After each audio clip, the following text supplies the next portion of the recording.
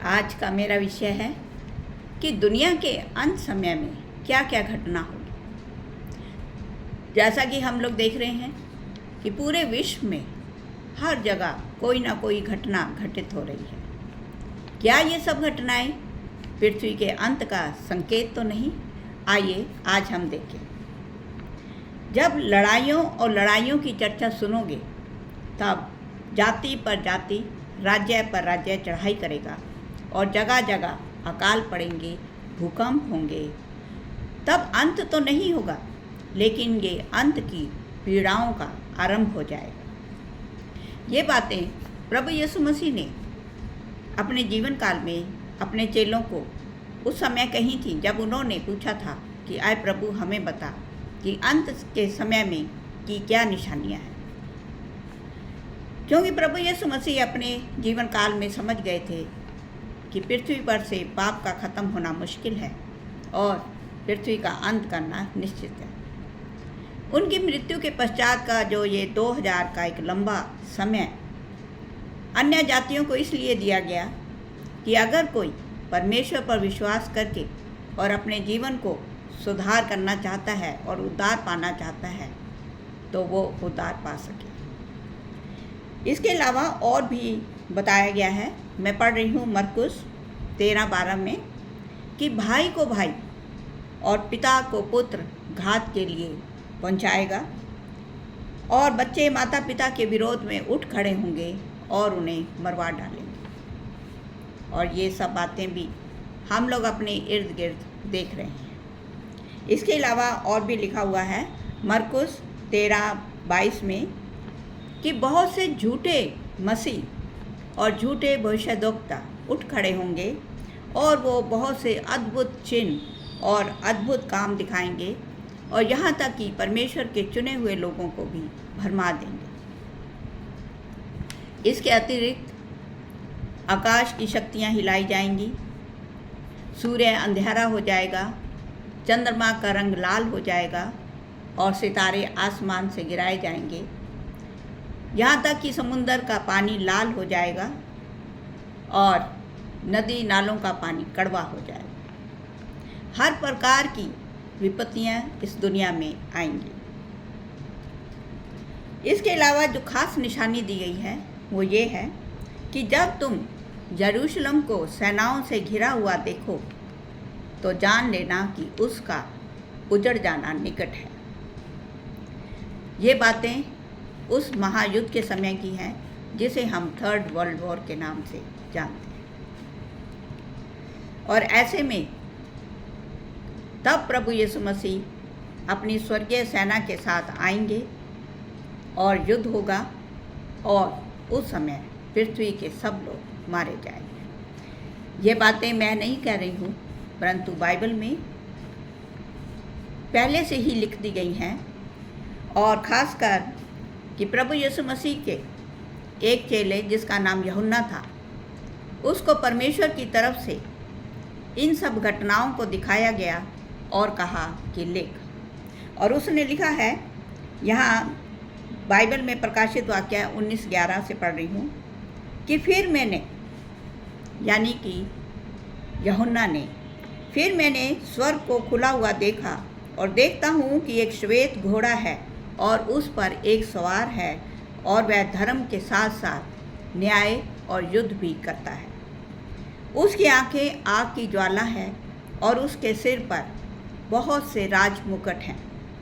वह लहू छिड़का हुआ वस्त्र पहने है क्योंकि उन्होंने कुर्बानी दी थी और उनके वस्त्र पर यह नाम लिखा है, राजाओं का राजा और प्रभुओं का प्रभु। और स्वर्ग की सेना श्वेत घोड़ों पर सवार और श्वेत और शुद्ध मलमल पहने हुए उनके पीछे पीछे है। वह जाति जाति को मारने के लिए उसके मुंह से एक चोखी तलवार निकलेगी। इसके अलावा ऐसा नहीं कि लोग डर जाएंगे, फिर भी पृथ्वी के लोगों में, राजाओं में जो अहंकार है, उस अहंकार के तहत वो उनसे लड़ने जाएंगे। उनके विषय में भी लिखा हुआ है प्रकाशित वाक्य 19:19 में कि फिर मैंने पृथ्वी के राजाओं और उनकी सेनाओं को उस घोड़े के सवार और उसकी सेना के साथ लड़ने के लिए इकट्ठे होते देखा। और युद्ध हुआ, और युद्ध में झूठा भविष्यद्वक्ता और पशु दोनों पकड़े गए और उन्हें जीते जी आग के कुंड में डाल दिया गया जो गंधक से जलता है। और जो शेष लोग थे वो उस घोड़े की सवार की तलवार से मारे गए, और पृथ्वी के पक्षियों ने उनका मांस खाकर वो तृप्त हुए। और इस तरीके से लगभग संपूर्ण मानव जाति का अंत हो गया, क्योंकि जो पहले जितनी भी विपत्तियां आई उसमें भी बहुत लोग मारे गए। उनके विषय में लिखा हुआ है कि हर विपत्ति पे एक तिहाई लोग मारे गए। और अब अंत में ये युद्ध के समय भी सब लोग मारे गए। तो ऐसा नहीं कि अब युद्ध के बाद सब कुछ खत्म हो गया।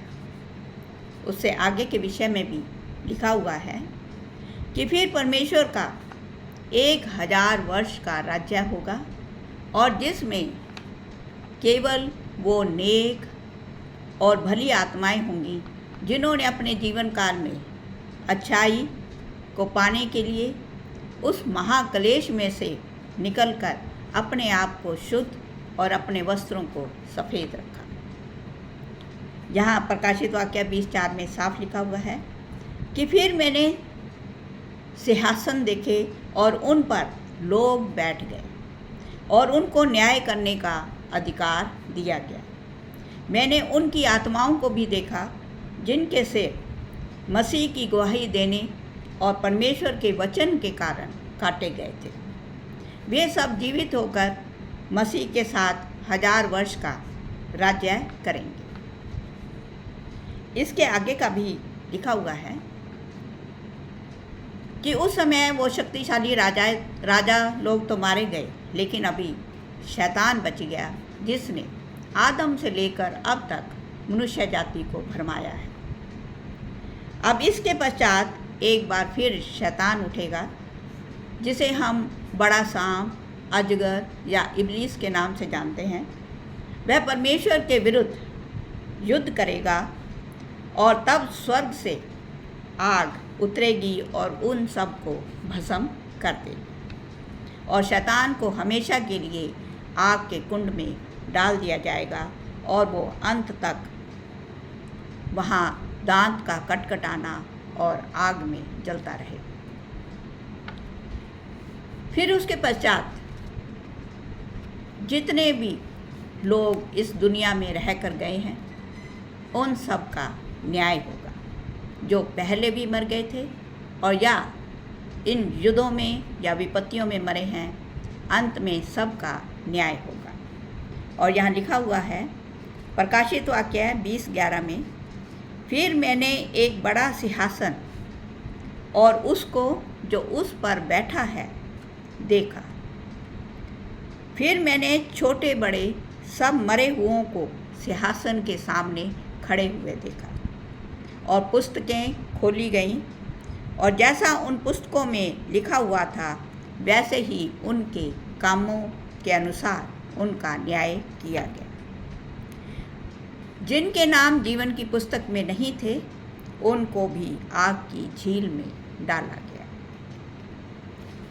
और इस प्रकार जो परमेश्वर ने इस सृष्टि की रचना की थी और मनुष्य को एक बुद्धि देकर सभी जीव जंतुओं से उत्तम बनाकर इस पृथ्वी पर रखा था, अब परमेश्वर ने उन सब चीज़ों का अंत कर दिया।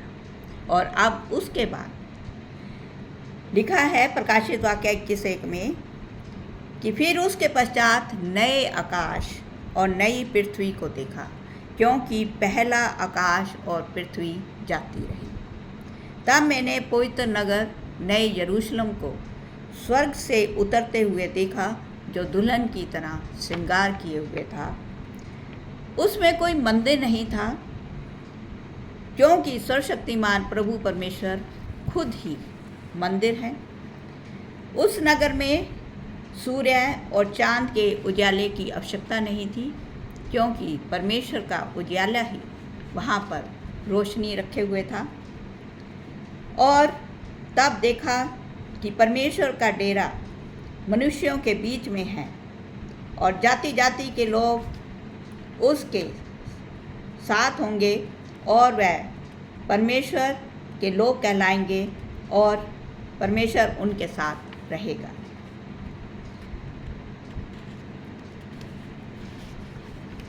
अब जब हम देख रहे हैं कि ये सब बातें आरंभ हो गई हैं और अगर हम अभी भी इन बातों को नहीं समझते तो हम अपने आप को धोखा दे रहे हैं। और ये समय अब निकट ही आ गया है। मैंने भी अपने स्वप्न में अभी देखा कि